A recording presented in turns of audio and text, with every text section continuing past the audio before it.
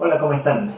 Hoy vamos a hablar un poco sobre un tema que no tiene que ver con técnica ni con teoría, pero que me parece muy importante para todos los que estamos aprendiendo a tocar algún instrumento y especialmente para quienes estamos aprendiendo en alguna escuela o con un maestro. Y de lo que vamos a hablar es de precisamente la relación que hay entre alumno y maestro, porque a diferencia de otras carreras o otras disciplinas, en la música, en los instrumentos, tu maestro es una persona con la que probablemente pasas mucho tiempo o con la que convives más directamente, especialmente por ejemplo en escuelas profesionales o como en mi facultad. Tu clase es una clase personal, eres tú nada más con tu maestro, y entonces eso hace que la dinámica entre uno como alumno y los maestros sea un tanto más especial, por decirlo de alguna forma. Y además quería hablar de esto porque estoy en un punto en el que creo que puedo hablar de las dos partes. Es decir, si sigo siendo alumno en mi escuela y además, aunque no llevo tanta experiencia como maestro, sí ya tengo aproximadamente 4 años dando clases. Entonces tengo varias ideas desde ambos puntos de vista que les quiero compartir, especialmente de cosas que creo que son importantes en esta relación entre ambas personas para que tanto uno como alumno aprenda de la mejor forma, como para que para el maestro darle clase a uno no se le haga una cosa insufrible o no se le haga una actividad indeseable. Así que la primera cosa que creo que tiene que haber entre el alumno y el maestro para que todo funcione bien es que haya respeto, y no me refiero a que el alumno te hable de usted o que tengas este trato como si fueras un niño y una persona mayor, sino me refiero a otro tipo de cosas, como por ejemplo que ambos tengan el respeto por la clase en sí, es decir, que tanto el alumno como el maestro no lleguen tarde, porque me ha pasado de los dos lados. Como maestro me ha pasado tener alumnos que lleguen muy tarde a su clase, o también me ha pasado que de repente yo voy a ir a darles clase a su casa y el mismo día me cancelan o me cancelan una hora antes. Entonces ese tipo de cuestiones obviamente van dañando la relación, y como alumno también sí me ha pasado tener maestros que, no sé, tu clase es de 2 horas y llegan media hora tarde.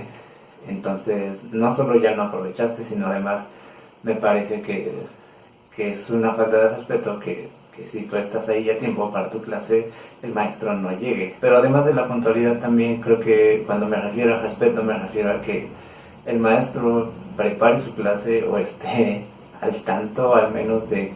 qué estás haciendo, qué estás trabajando, de qué es lo que necesitas trabajar después, que tenga una buena idea de cuáles son las cosas que te cuestan trabajo, cuáles son las que no te cuestan trabajo, etcétera. Y por su parte, el alumno que practique, que trate de seguir tus indicaciones, que realmente veas un cierto interés de él por avanzar, porque también como maestro me ha tocado tener alumnos que, ok, todo el mundo podemos tener una semana o 2 semanas en las que no tenemos tiempo de practicar o pasan cosas y no puedes hacerlo,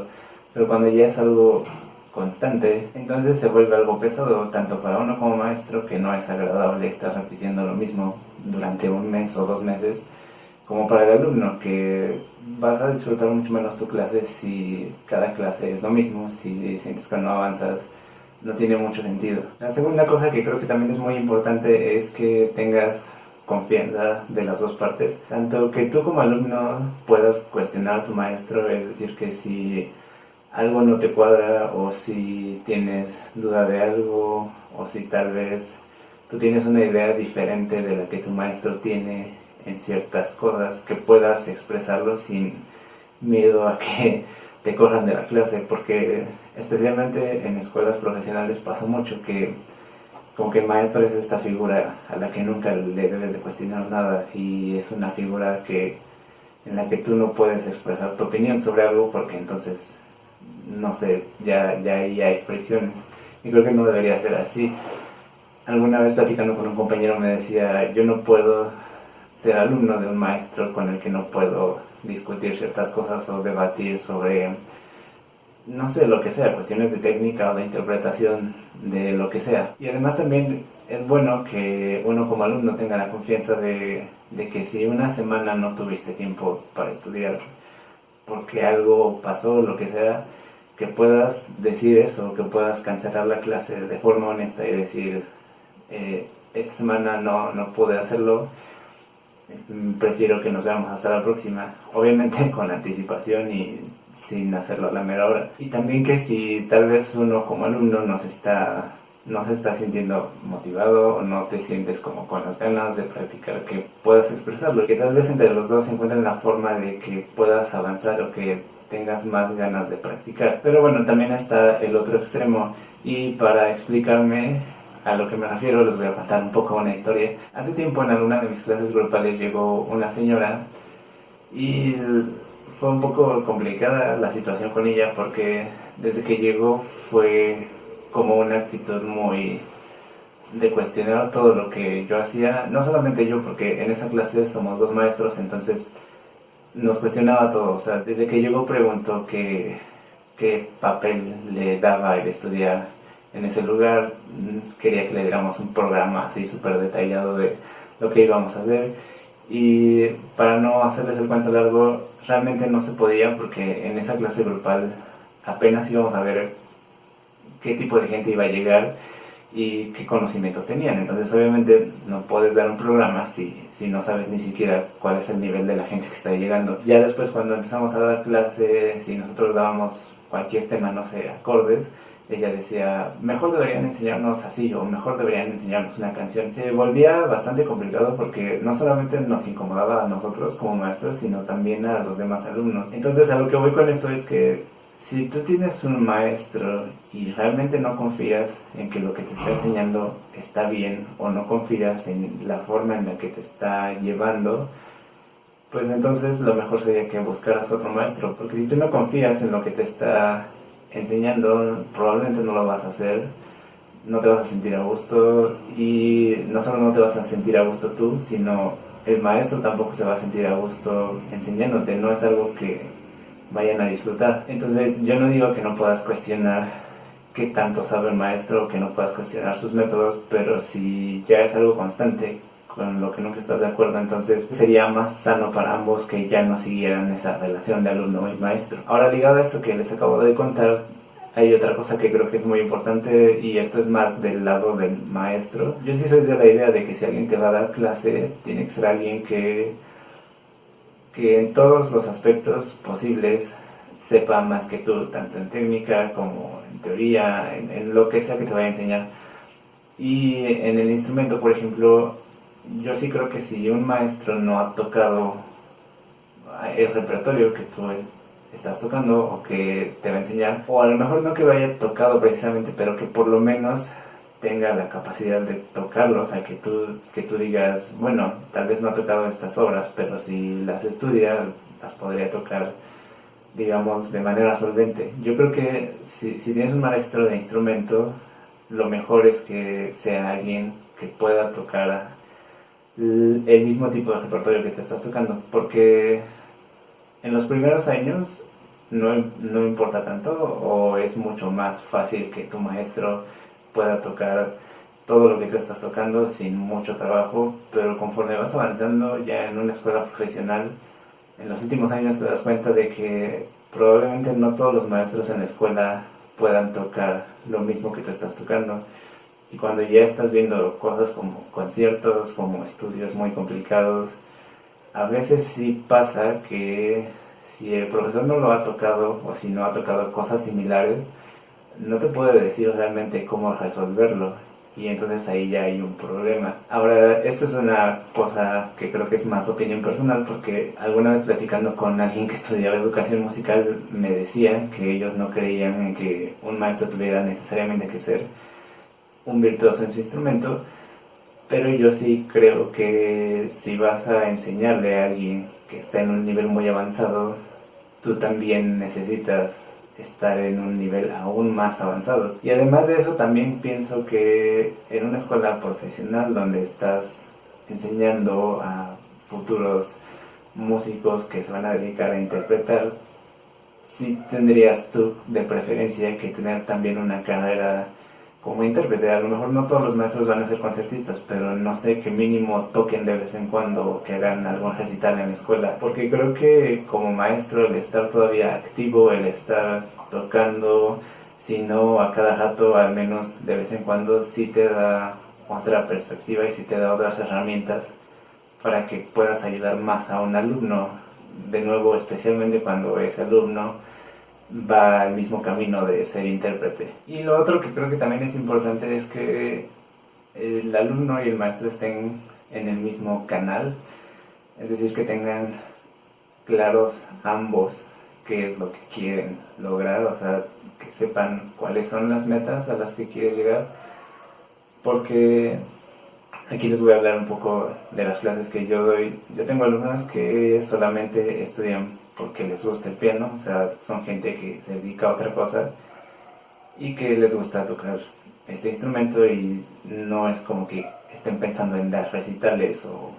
que estén pensando más allá de eso, simplemente lo hacen por entretenerse. También tengo alumnos que sí quieren dedicarse a esto y que a lo mejor están preparando exámenes. Entonces, obviamente la clase no va a ser la misma para uno y para otro, pero sí es importante que desde el principio que uno empieza a darle clase a un alumno o que uno empieza a tomar clase, dejes claro qué es lo que quieres, porque si tu maestro está pensando en que tú vas a ser un solista, que vas a ser concertista o algo así, y tú a lo mejor estás pensando en que, no sé, quieres trabajar como músico de sesión o que quieres trabajar haciendo música de cámara, entonces ahí ya hay un problema, porque probablemente tú no te vas a sentir a gusto con lo que tu maestro te deje de trabajo, que seguramente ese trabajo que te deje estará enfocado a lo que él crea que quieres tú lograr. Así que eso es una cuestión un tanto simple, pero creo que sí pasa mucho que no hay ese entendimiento entre las dos partes y puede traer muchos problemas. Y finalmente quiero acabar este video diciendo algo que leí en un libro que ya les he mencionado, en el libro de El arte de tocar el piano de Heinrich Neuhaus, y en ese libro él menciona que una de las metas o de las cosas que se busca como maestro es que poco a poco seas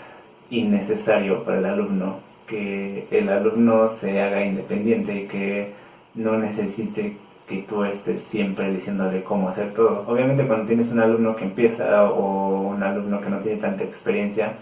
pues sí le tienes que explicar todo y se lo tienes que explicar más de una vez. Tienes que tener toda la paciencia del mundo y darles todas las herramientas para que después ellos ya las tengan y puedan simplemente aplicarlas sin que tú las tengas que volver a recordar.